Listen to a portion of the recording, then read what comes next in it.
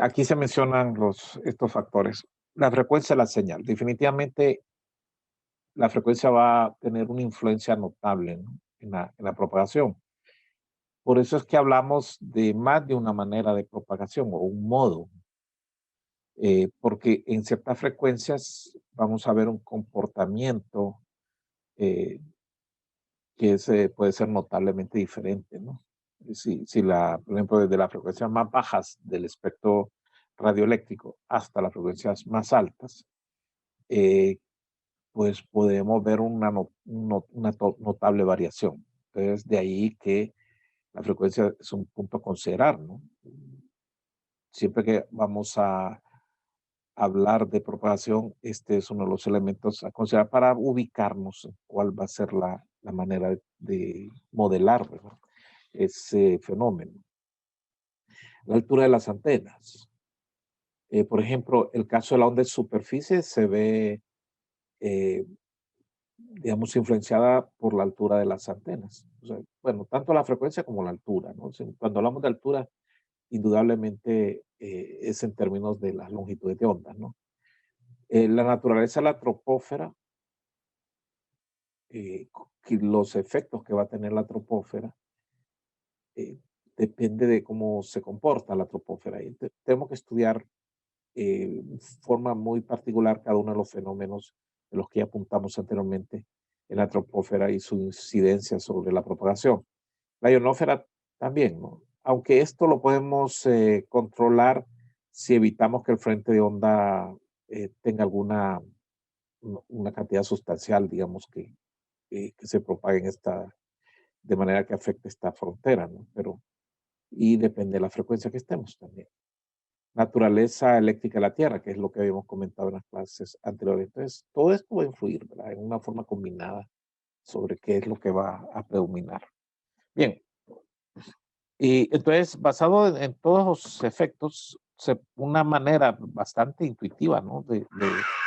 Disculpe, de ver la propagación es descomponerla en lo que llamamos ondas, ¿no? Entonces, aquí, esto realmente la solución completa es una superposición de estas componentes, ¿no? Onda directa, es parte la onda directa sería lo que, digamos, la parte que va entre el punto transmisor y el receptor, sin que sea afectado por ninguna frontera. Onda reflejada tiene que ver la porción del frente de onda que se va a reflejar. Onda difractada, bueno, cuando tenemos obstrucciones. La onda superficial que hemos estado mencionando, que es la que está relacionada con la frontera tierra-aire. La onda dispersa, que es otra que podemos considerar. Todo depende cómo manejemos el asunto de la frecuencia, las antenas. Podemos hacer que predominen algunas de estos comportamientos, ¿no? Entonces, esta clasificación es desde un punto de vista físico, ¿no? Podríamos considerar. Ahora, desde su aprovechamiento, podríamos hablar de onda terrestre, onda espacial. Ustedes van a ver que este lenguaje se ve frecuentemente en la literatura de propagación. Entonces, incluso algunos pudieran parecer que son tan superpuestos o que son repetitivos. Hay que tener entonces en cuenta, según el autor que tengamos o el libro que estemos viendo, o las referencias, cómo se usan estos términos. En este caso, que nosotros vamos a considerar lo que es la onda terrestre, es lo que tiene que ver sobre en la troposfera, ¿no? En otros casos, como vamos a ver acá, pues, tenemos estas dos formas de ver y vamos a decir que se traslapan estas clasificaciones, ¿no? Bueno, la onda terrestre. Entonces, ¿qué tenemos? La onda directa, la onda reflejada en la Tierra, difractada en la Tierra, la onda superficial. A esto se le denomina onda terrestre. Bueno, pero también tenemos este otro caso, onda de espacio, que incluye la onda troposférica que a su vez la onda troposférica evidentemente incluye estas composición, ¿verdad? Está la onda refractada y refractada en la troposfera, onda dispersa en la troposfera. Dice, la onda troposférica tiene que ver más con lo que se puede producir en los fenómenos que se producen en la troposfera, ¿no? Por ejemplo, esto de que tenemos una reflexión y refracción en la troposfera o dispersa en la troposfera, ¿ok? Que es diferente a lo que estamos hablando, reflejada en la Tierra, ¿no? Onda ionosférica, onda reflejada y refractada en la ionosfera, como lo apuntamos anteriormente, onda dispersa en la ionosfera, donde pues el elemento fundamental es que intervenga la ionosfera. Bien, según entonces las bandas, uno podría ver qué modo de propagación, lo que estamos hablando, según la frecuencia que tenemos, podría dominar. Aquí se está poniendo, este es el espectro radioeléctrico, ¿no? Estamos poniendo desde las frecuencias más bajas, BLF, LF, MF, vamos subiendo hasta que llegamos UHF, SHF y faltaría EHF, no está aquí.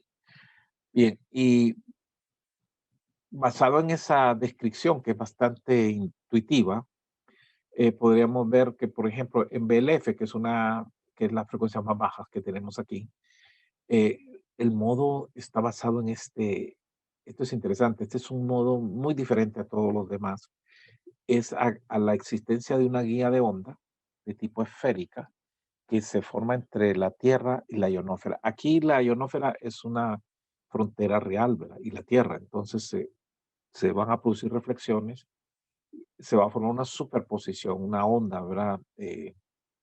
Producto de las múltiples reflexiones, se va a formar en esta cavidad.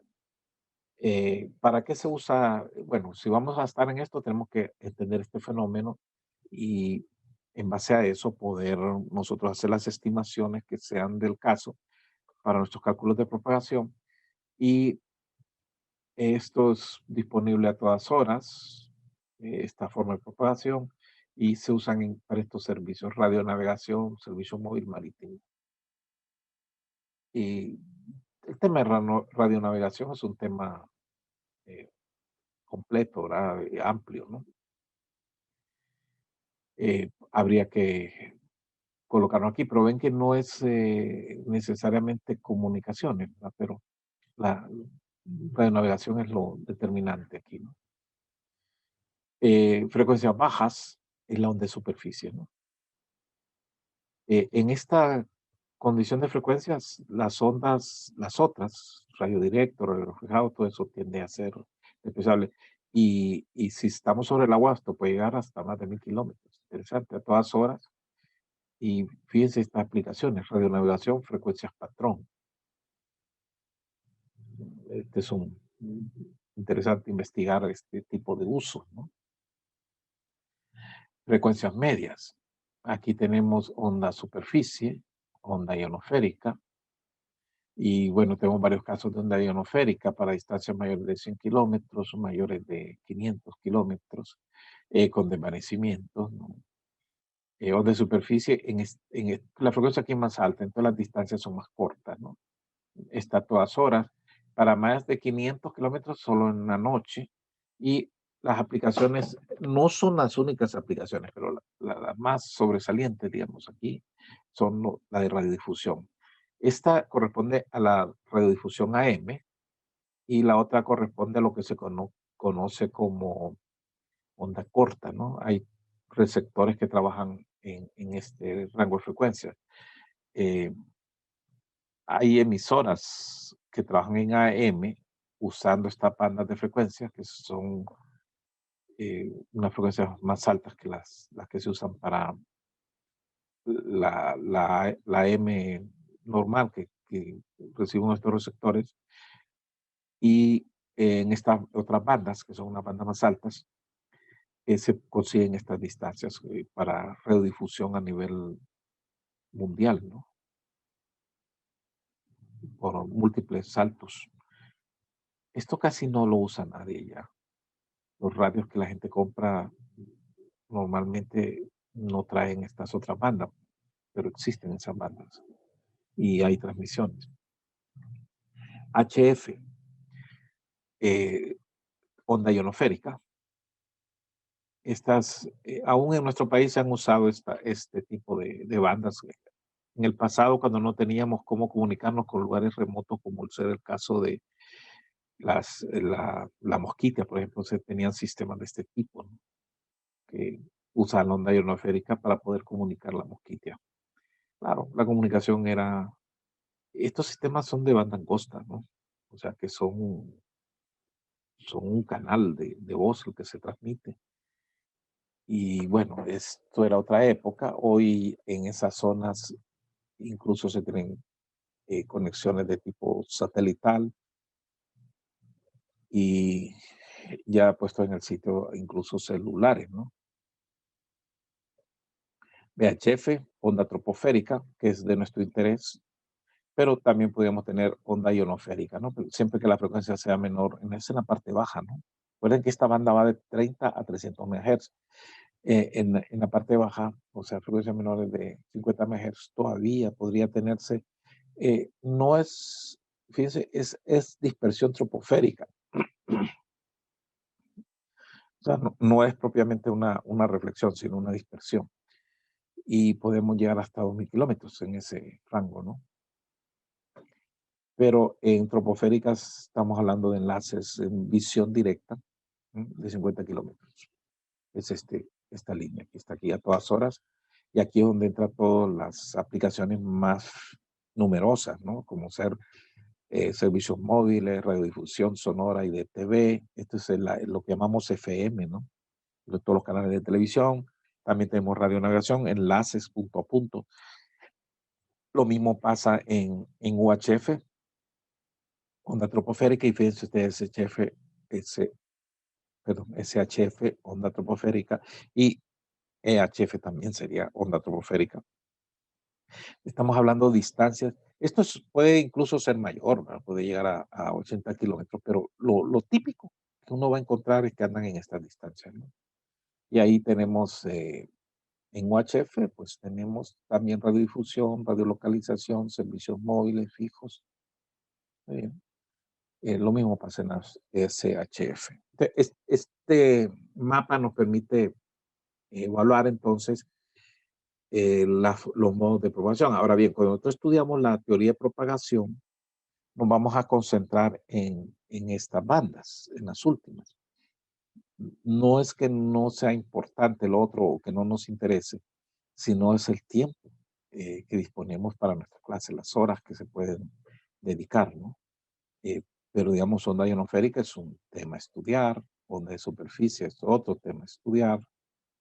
eh, Nos vamos a concentrar en este. Entonces, incluso tenemos dispersión troposférica, que es otro tema, porque dentro de lo que es la troposférica, nos vamos a concentrar en, en lo que tiene que ver con el impacto que puede tener la Tierra y los fenómenos de la troposfera. ¿Cuáles fenómenos? Los de lluvia. Básicamente ese es el que nos va a preocupar más. Bien, entonces ustedes a ver van a encontrar gráficos de este tipo, que es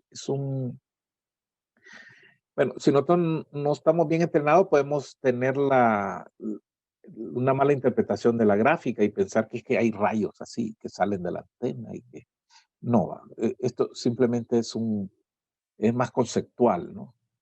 Evidentemente no son rayos, sino que es, es una frente de onda que puedes tener una fuerte concentración de energía en esta dirección, en esta o la otra, y se va a comportar con un modelo que nosotros le llamamos en rayos, pero que realmente es una equivalencia a lo que estamos usando para simplificar nuestro cálculo, para hacerlo un tanto más intuitivo.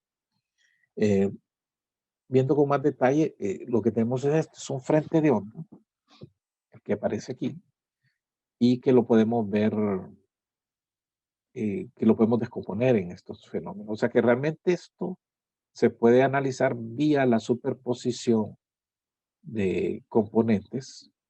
Normalmente, ¿de dónde salieron estos? De todo un análisis del frente de onda entero y bueno, como dijimos antes, si varían las frecuencias, varía la altura de las antenas, digamos, las condiciones del terreno. Entonces, algunas de estas se van a ver como predominantes. Aquí estamos considerando la influencia de la atmósfera, estamos poniendo la ionósfera, la troposfera, y incluso se está considerando el caso de las comunicaciones satelitales. ¿Qué haríamos en caso de una comunicación satelital? Orientar nuestra antena en dirección a los satélites, evitar que haya radiaciones tales que impliquen que se produzcan reflexiones u otro tipo de comportamiento. Y entonces en la parte de programación es lo que trabajamos, de identificar las antenas adecuadas, la instalación apropiada, las frecuencias que deberían de usarse y incorporar los fenómenos que no podemos, naturales que podemos tener aquí, lo que lo aporta la atmósfera. Y en base a eso, pues podríamos decir que esto se podría aproximar por un enlace o como un rayo que está exclusivamente entre el transmisor y el satélite y bueno, la antena terrestre, ¿no? Aquí aparece de una forma muy simplificada lo que sería la onda de superficie, aparece vinculado a la superficie de la Tierra, porque ahí se comporta. Y aquí lo ponemos como que llegó hasta el destino, ¿no? Entonces, vean ustedes la banda donde se está indicando, ¿no? LF y MF. Eh, bueno, eso está en inglés, pero básicamente es lo que hemos comentado ya anteriormente.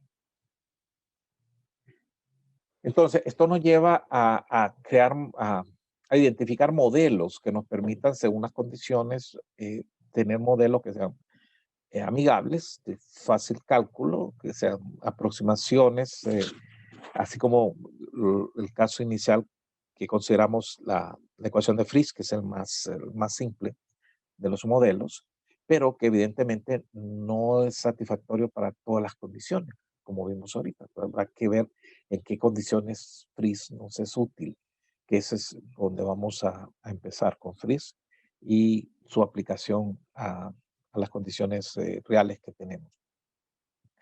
Entonces, eh, ¿qué es lo que hacemos con un modelo? El objetivo que tenemos es determinar la probabilidad que un rendimiento sea satisfactorio de un sistema de radiocomunicaciones, o sea, que tenemos un sistema y lo vamos a ver cómo va a funcionar ya puesto en el medio y lo que queremos es eh, que sea aceptable pues el resultado. Entonces ahí tenemos que ver qué elementos son críticos para que sea aceptable. Uno de ellos va a ser definitivamente el nivel de la señal que vamos a recibir, que cuándo es bueno y cuándo es malo. Bueno, eso tiene que ver con el sistema de comunicaciones. Otro asunto son las interferencias. El otro tema es el ruido, ¿no? El nivel de ruido que podemos tener, porque puede ser que el nivel de la señal sea bueno, pero el ruido sea muy elevado. Entonces, realmente lo que nos interesa es la relación entre de la señal deseada y el ruido, o sea, la relación. Lo que queremos es que la relación sea suficientemente grande de manera que el ruido sea despreciable frente a la presencia de la señal. Bien, entonces aquí podemos tomar modelos. Pero si un modelo es muy conservador, o sea, que usted se pone que es que hay cosas que pueden pasar o no pasar. Entonces aquí uno puede asumir, bueno, aquí va, por ejemplo, usted dice, estamos trabajando en frecuencias que pueden ser impactadas con la lluvia y usted asume que las lluvias van a ser muy intensas o que va a llover muy frecuentemente. O puede considerar que es poco frecuente y que las lluvias van a ser muy leves. ¿Qué, qué es lo más probable? Bueno, usted puede ser bien conservador y decir que es muy probable que ese problema se dé y que se den lluvias prolongadas en el tiempo. Entonces se pone en una posición bien conservadora, ¿no? ¿Qué es lo que pasa? que puede ser necesario incurrir en costos excesivos. Por ejemplo, que usted diga, bueno, tengo que poner una repetidora en medio porque se atenuaría mucho la señal. eh, entonces la inversión aumenta. O sea que aquí tenemos que ser medidos en que el criterio que vamos a usar sea el apropiado sin que se incremente demasiado nuestra inversión en comunicación. O sea que está relacionado, ¿no? Con lo económico. Entonces podemos resultar en costos excesivos porque usted tuvo unas estimaciones o unas consideraciones sumamente pesimistas, ¿no? Y si es muy optimista, eh, en su criterio de diseño fue bien optimista, asumió que no iban a pasar ciertas cosas y que sí pasan, entonces el sistema funciona mal. Me refiero que para los fines que lo queremos, supóngase que eh, son comunicaciones para transacciones bancarias, digamos, y eso ocupamos de que sean bastante buenas las comunicaciones porque puede implicar en pérdidas, incluso de dinero o de oportunidades. Y el que diseñó el sistema asumió de que eso podía trabajar, pero resultó que no, porque le faltó tener en cuenta algún factor o fue muy optimista. Eh, bien, entonces ese es el balance que hay que tener aquí, ¿no? Entre ser muy pesimista o optimista. Pero hay modelos que se acercan más a un lado o al otro lado. Entonces son apropiados bajo ciertas condiciones. Aquí es donde entra el ingeniero, ¿no? En saber aplicar, el graduar los criterios, poderlos aplicar adecuadamente. Así que no solamente es aplicar Maxwell y ver el campo, sino que tenemos que ver el impacto de todo el ambiente, ¿verdad? Todo el medio. Bien, entonces, ¿qué es lo que hace el modelo que vamos a considerar? Lo que busca un modelo es predecir, ¿va? Porque acuérdense que no tenemos instalado el sistema. Entonces, lo que nosotros vamos a hacer es eh, crear algo teórico que se va a ajustar muy bien a la realidad. O sea, que cuando instalemos el sistema, nosotros hemos hecho una predicción y debería andar dentro de ciertos márgenes el comportamiento real, ¿no? O sea, primero hacemos el diseño, donde hacemos las predicciones, compramos equipos, los instalamos y bueno, no debería haber demasiada discrepancia entre las dos cosas. De ahí que tener un modelo adecuado es crítico, ¿no? Para que se ajuste, ¿no? Ahora, imagínense que usted diga, vamos a hacer una inversión importante, y como no está familiarizado con esto, no conoce el tema, empieza a hacer prueba y error. Eso no se lo va a aceptar nadie, porque no es que se va a botar el equipo, es una inversión importante, ¿no? Es como que usted diga, voy a comprar 5 vehículos y no, ya no, bótenlos porque no eran esos los que ocupamos. No, no. Bien, eh, bien, está lo de estimar la intensidad de la señal, ¿verdad? Pero tenemos que considerar también em, las degradaciones, ¿verdad? Las degradaciones que pueden limitar bastante el canal. Todo eso tenemos que tenerlo en cuenta. Eh, por ejemplo, hay fenómenos que se van a dar allí, por eso que tenemos que conocer bien cómo se comportar. eh, por ejemplo, el asunto del retardo, una dispersión de retardo. Hay fenómenos que se forman trayectorias múltiples, ¿verdad? Que van a implicar en la distorsión de la señal, desvanecimiento de la señal.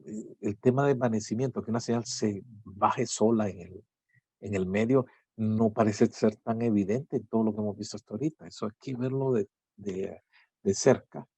Y bueno, gracias a Dios tenemos bastantes datos, tanto teóricos como empíricos, para considerar esos efectos, ¿no? Eh, em, bien, la selección del hardware del equipo, ¿no? Uno escoge equipo. Hay equipos, los equipos tienen ciertas características, ¿no? Incluso hay precios diferentes entre equipos. ¿Y por qué uno es más costoso que otro? ¿Por qué hay soluciones que parecen más baratas? Tiene que poderlo evaluar, o sea, ¿por qué? ¿Cuál es la configuración que tiene que tener un equipo para una solución particular? ¿Y por qué esas diferencias de precio? A veces la gente se va solo por el precio y sin saber por qué hay diferencia. Claro, la diferencia no es que alguien quiera cobrar más, ¿no? Incluso por ejemplo, usted va a ver, hay estándares bien altos en unos equipos y hay otros que son extremadamente económicos. Tienen que saber identificar el porqué de una de estas situaciones, ¿no? ¿Qué más podemos decir de esto? Bien, hay modelos, ¿verdad? Que son, eh, digamos, bastante usados, que están basados incluso en datos empíricos. eh, Hay bastantes datos que se tienen. Por ejemplo, la UIT proporciona, hay todo en lo que, la UIT, como les he mencionado antes, tiene varias unidades, ¿verdad? Una de ellos es UIT-R, que es la parte especializada en lo que es radio. Y ellos hacen estudios, recomendaciones. Aquí se trata de juntar toda la experiencia a nivel mundial, ¿no? De todos los países. Y ustedes van a ver incluso algunos documentos de la OIT donde se menciona quienes han aportado las experiencias y va a ver que son varios países, ¿no? Que trabajan en todo esto, especialmente los que han tenido mucha investigación en estos temas. Entonces ellos esto las convierten en recomendaciones, o sea, de toda la experiencia y de los datos empíricos, teóricos y todo lo que han estudiado, investigado, salen documentos donde en base a todo eso se hacen recomendaciones sobre lo cual sería la mejor manera de trabajar con ciertos temas. Y entonces hay todo un apartado que es solamente el tema de propagación. Hay cantidad de propagación en todas las bandas que mencionamos antes. Entonces, uno tiene que identificar qué es lo que anda buscando, en qué aspecto, en qué situación.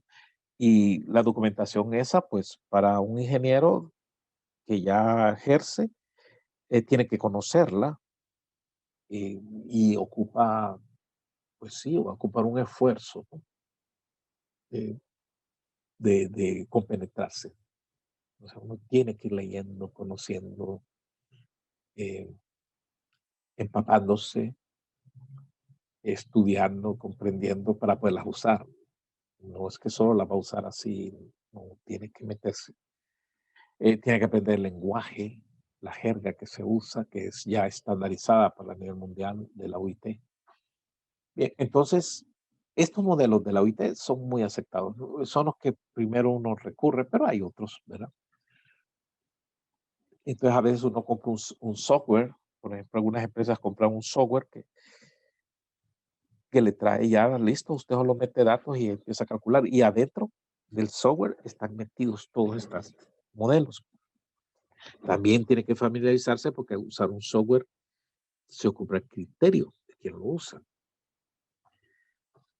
Bueno, algún día tal vez con la inteligencia artificial el, el software haría todo solo, ya no lo ocuparían a usted, ¿no?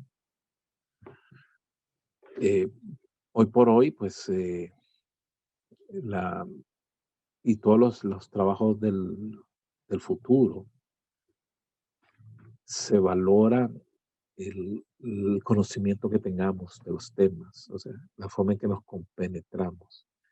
Ya no solo se trata de tener un título universitario, se trata de compenetrarnos con los temas. De ahí la importancia que los estudiantes eh, aprendan a empaparse con estos temas, ¿no? Aprender más que pasar. Bien, entonces hay paquetes de software que no trabajan de igual manera. Por ejemplo, el que nosotros estamos usando, que es de uso libre, el este radio mobile tiene algunos algoritmos adentro para hacer ciertas estimaciones. Recuerda cómo se llama el programa Radio Mobile, porque él trabaja con lo que llamamos las comunicaciones móviles. En una comunicación móvil, lo que uno quiere es saber cuál es la zona en cual podemos cubrir con un terminal móvil que se mueve en toda la zona y que va a haber buena comunicación. Entonces, normalmente, esto lo que saca es eh, lo que grafica es la cobertura, ¿no? Más que de punto a punto, aunque el software puede trabajar de punto a punto, él lo hace y lo vamos a usar de esa manera. eh, no es la parte más fuerte, ¿no? Porque hay cosas que nosotros vamos a ver aquí que no las podemos trabajar con radio mobile porque no tiene esa.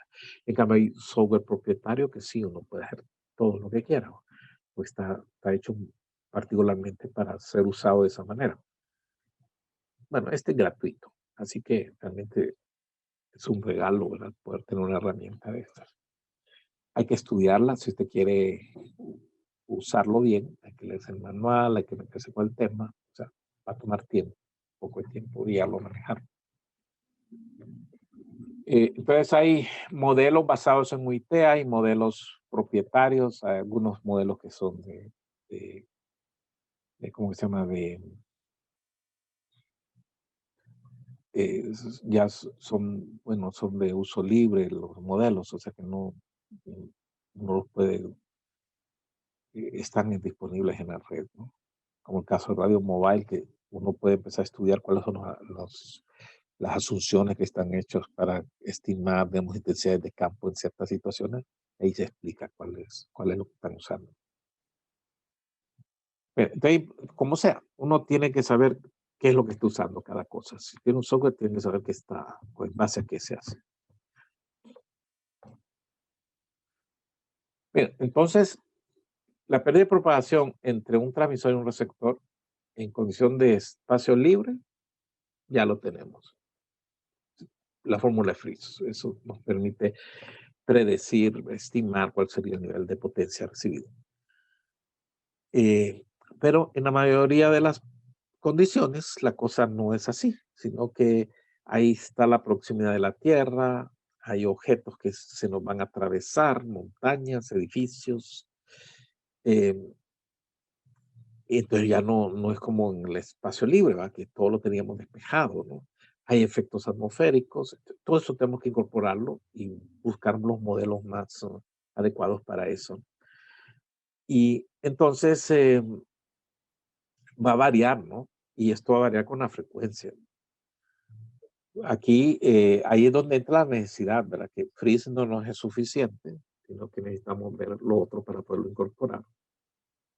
Y aquí vamos a recurrir a estos mecanismos que son una forma, primera aproximación, de dividirlo esto en ondas, ¿verdad? La onda terrestre, la onda troposférica, la onda celeste, todo ese tipo de clasificaciones tan obtenidas y consideradas en términos de querer modelar adecuadamente lo que tenemos enfrente, ¿no? De nuestra realidad. Bien, ¿qué pasa con la mayoría de los enlaces? La mayoría de los enlaces modernos, ¿verdad? Van a tener un mecanismo de propagación que es lo que llamamos línea de vista, línea directa. Eh, Estamos hablando de señales que son muy fuertes, ¿verdad? Son lo suficientemente para permitir comunicación por reflexión, o sea, podemos aprovechar incluso las reflexiones o tratar de evitar las reflexiones, trabajar con esto. Tenemos que ver cuál es el problema aquí para poder decir si esto lo podemos obviar, considerar o si hay difracción, dispersión. Todo esto con los modelos lo vamos a trabajar y va a permitir estimar, digamos, cómo va a funcionar el enlace bajo esas condiciones, predecir cómo se va a comportar en la realidad. Muy bien. Me permite un momento.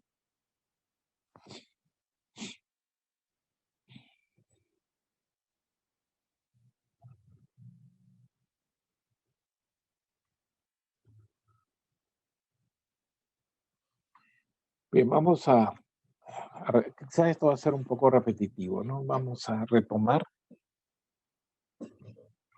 la aprobación del espacio libre. Ahora, dentro de este contexto que hemos puesto. Bien, esta es, digamos, la parte más básica, lo más simple, espacio libre. Y lo vamos a repasar un poquito. Fíjense cómo han cambiado las cosas, ¿verdad? Este es algo que escribió un físico inglés muy famoso, allá por el 1897, cuando empezaba esto de las radiocomunicaciones. Esta es una persona muy respetada, ¿no? Lord Kelvin. Y empezaba esto de la radio, ¿no? Y él se atrevió a decir esto: la radio no tiene futuro. O sea, cuando habla de la radio es todo lo que tiene que ver con las comunicaciones inalámbricas, ¿no? Eso fue en el 1897 fue reacción a lo que Marconi había hecho en el 1896, ¿va? Que hizo la primera transmisión a una distancia de 1.6 kilómetros. Esto fue lo primero que se hizo y aquí tenemos la reacción de alguien muy connotado en la época. No tiene futuro. Para ellos era una especie de juguete lo que tenían aquí. Es difícil ver el futuro, ¿no? Y ustedes consideren hoy lo que son, todo lo que es lo inalámbrico, ¿no? Prácticamente domina nuestra realidad, ¿no? Lo tenemos por todos lados, sus teléfonos, los que tienen ustedes en sus manos. Era, mire, eso de que cada persona pudiera tener un celular en su mano, hace 20 años era inconcebible. Todo esto que estamos viviendo, incluso si usted se va 30, 40 años atrás, no se lo hubieran creído.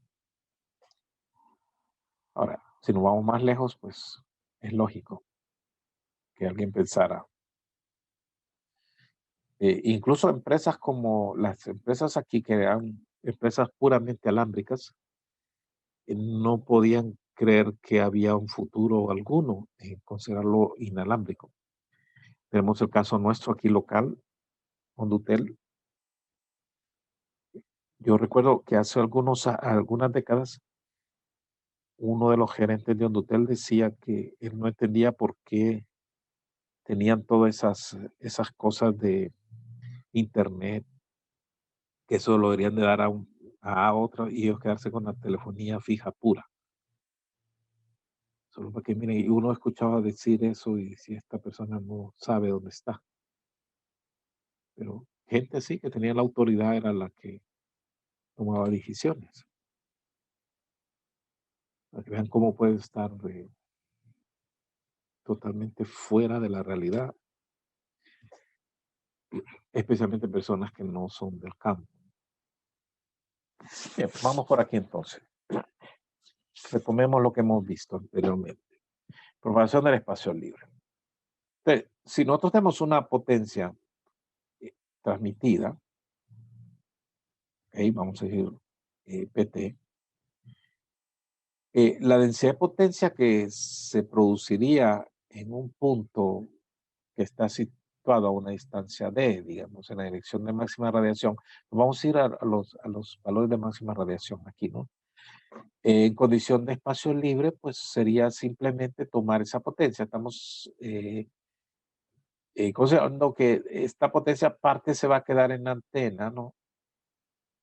Y parte se va a entregar al medio. Si consideramos la ganancia, entonces, como la antena es directiva, eso ya está incluido las pérdidas. Entonces, es PT sobre 4 pi r cuadrado sería, si esto fuera el 100% de eficiencia y que fuera isotrópica, sería solamente este elemento el que entraría en juego. Con GT ya incluimos tanto la pérdida interna de la antena transmisora como la directividad de la antena transmisora. Entonces, bien, la densidad de potencia que tendríamos en el lado de recepción estaría dado por esta expresión que ya la hemos discutido ampliamente. Bien, esa es condición de espacio libre, recuerden, donde estamos ahorita. Entonces, se trata de una condición de campo lejano, ¿no? Y se considera, lo cual es bastante una buena aproximación, que es una onda del tipo TEM, transversal electromagnético. Si es un transversal electromagnético, podemos decir esto que está aquí, ¿no?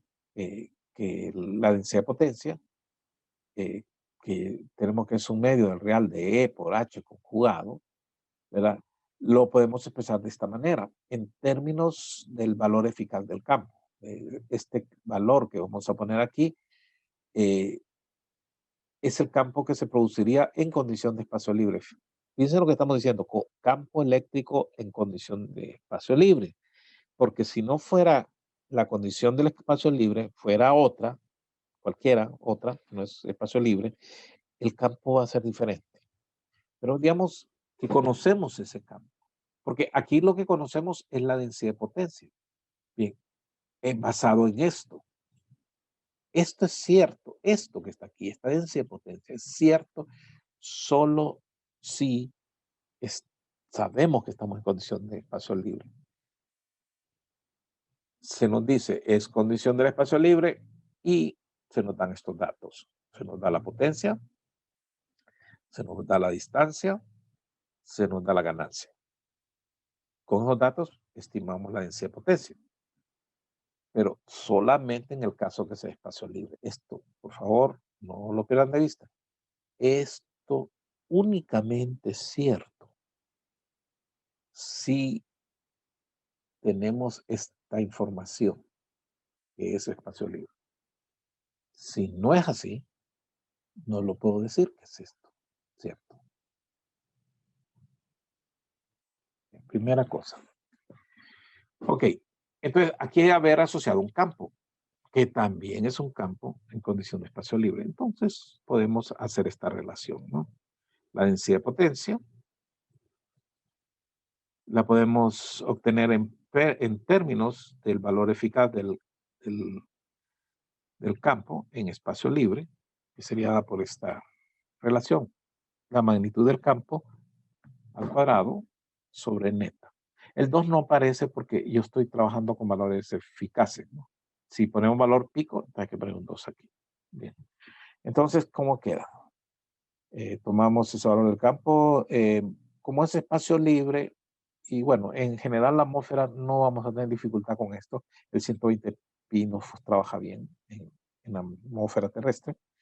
Entonces, es 0 al cuadrado sobre 120 pi. Ya lo tenemos. O sea, hemos relacionado la densidad de potencia con la magnitud del campo eficaz. Campo en condiciones de espacio libre. Insisto en eso. Ingeniero, Dígame. discúlpeme, solo tengo que preguntar si no tomamos la densidad de potencia media. Ahí veo que estamos tomando la densidad de potencia instantánea. ¿No sería un medio de No. la Es que es magnitud? el campo está, este valor RMS. Eso se recalca. Ah, tiene razón, sí, hombre. Dividido entre raíz de 2. Sí, tiene razón. Y al cuadrado. Ok, Disculpe, estamos. Entonces, entonces. esto hay que tener cuidado porque a veces hay confusión con eso, ¿verdad? Los valores pico, los valores RMS, ¿no? Aquí es apropiado porque realmente la potencia es un valor medio, ¿no? Todos los valores de potencia son valores medios. No pierdan de vista eso, no son valores instantáneos. ¿Ok? Hay diferencia entre tener un valor de potencia pico a valores medios. No, normalmente vamos a hablar de valores medios. El tema de los valores instantáneos lo vamos a dejar para más adelante, porque sí nos van a importar también los valores instantáneos, pero más desde un punto de vista estadístico, probabilístico, ¿no? Porque nosotros queremos que la comunicación sea buena en todo instante, o por lo menos en la mayor parte del tiempo. Entonces, ahí hay otro análisis que hacer. De momento, los valores son medios y todos los valores medios nos enmascaran las variaciones instantáneas, ¿verdad? Son valores promedios. Bien.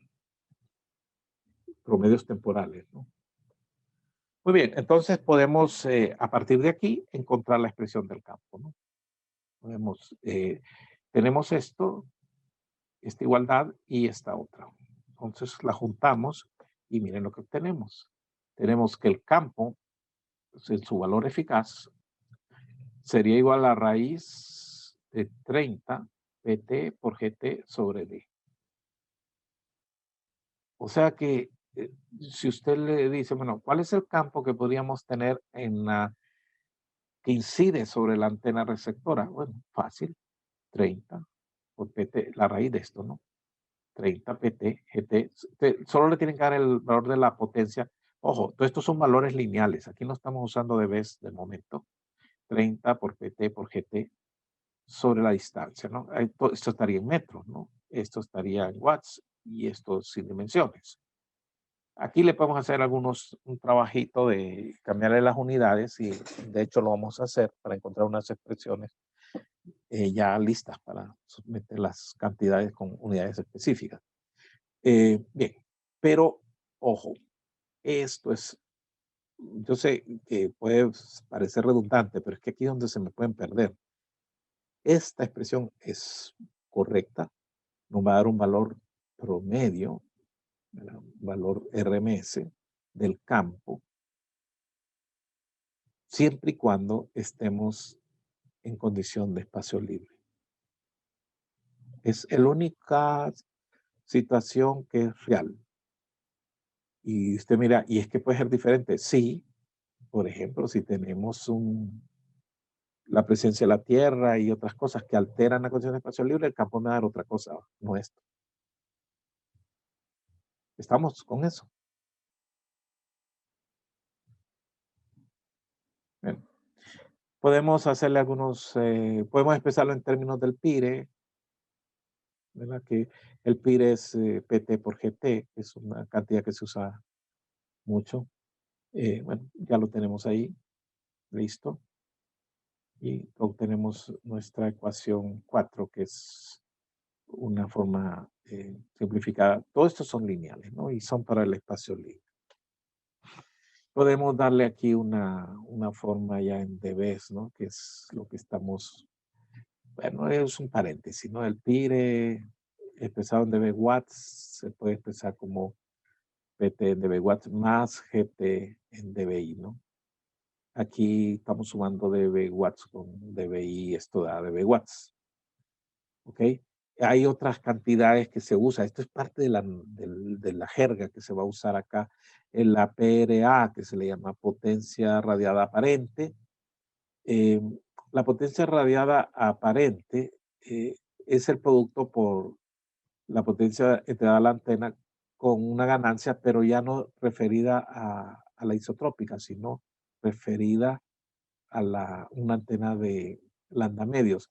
Usted mira, ¿y por qué se usa esto? Bueno, en algunas aplicaciones, créanme que habría que ver las razones históricas, pero se usa esto. Nos vamos a ver cuando uno tiene PRA y le hablan del PIRE, bueno, esta es la diferencia básicamente que se está usando eh, referencias diferentes de la ganancia. Pero no hay problema, podemos convertir de una ganancia expresada con referencia a la isotrópica simplemente sumando 2.5 al valor de la ganancia expresada sobre una antena dipolo de lambda medios. Y entonces el PRA y el PIRE se relacionarían por esta cantidad. Ese es un asunto de tenerlo ahí a la par para considerarlo. Bien, entonces ahora sí, vamos a cambiar las unidades. Entonces agarramos que el campo eléctrico expresado, bueno, la expresión anterior está en voltios por metro, que es MKS todo, ¿no? No, no es, sí, es MKS todo el sistema. Esto es voltios por metro, esto es metros, esto es watts. Entonces, pudiera convenir expresarlo de esta manera, por ejemplo. Cambiamos las unidades, ponemos en kilowatts, en un caso, o en distancia en kilómetro. Incluso podríamos darle una forma logarítmica. Aquí hay que tener cuidado, ¿verdad? Si usted tiene esta expresión y lo quiere pasar a logarítmicos, acuérdense que esto no es potencia. Entonces, hay que poner 20 logaritmos de base 10. Si hacemos eso, esto quedaría en dB. Esto hay que poner una referencia. ¿Qué le vamos a poner? 1 milivoltio por metro. Ponemos entonces dBs en relación a 1 milivoltio por metro. Sería igual a 44.77 pire expresado en, le vamos a poner el K, que significa kilowatts, dBK, menos 20 logaritmos de base 10 de la distancia expresada en kilómetros. Bueno, pero a veces esto puede ser muy grande en algunas aplicaciones y la referencia puede ser adecuada, más bien 1 microvoltio por metro. Es esta. Entonces, vea cómo en lo que se convierte. Es la misma expresión, ahora es 74.77 pire en dB watts. Le estamos poniendo esto en watts, más que en kilowatts y en kilómetros. Son varias expresiones que usted las puede ver según lo que le convenga. Pero al final ya tenemos esto. Esto, nuevamente, es cierto si estamos en el espacio libre. Tenemos nuestras expresiones del campo basadas en esta expresión, ¿no? Bien, pero creo que ya se nos acabó el tiempo.